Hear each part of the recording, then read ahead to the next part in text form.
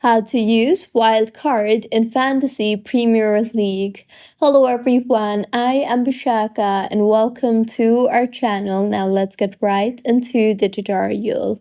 Firstly, open the Fantasy Premier League application on your device and make sure you are signed in.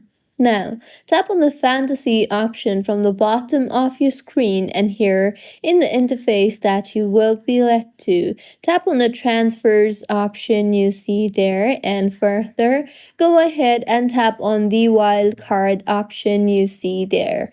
As you can see, Wildcard for me is currently unavailable, but if it is available for you, simply tap on the Wildcard option you see there, and then go ahead and make the player changes that you want, and then confirm your transfers. Once Wildcard is activated, every transfer you make before the game week's deadline is free.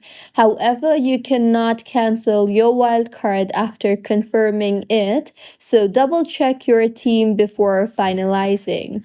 Also, make sure that Wildcard allows unlimited transfers in one game week, and you can remove any transfer point deduction you may already have taken that week, and your new squad becomes your permanent team after the deadline.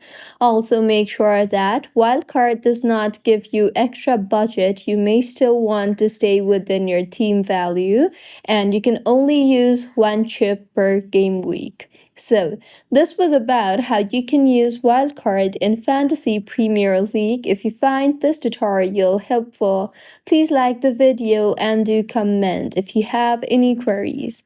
Also, do subscribe to our channel for more helpful tutorials like this.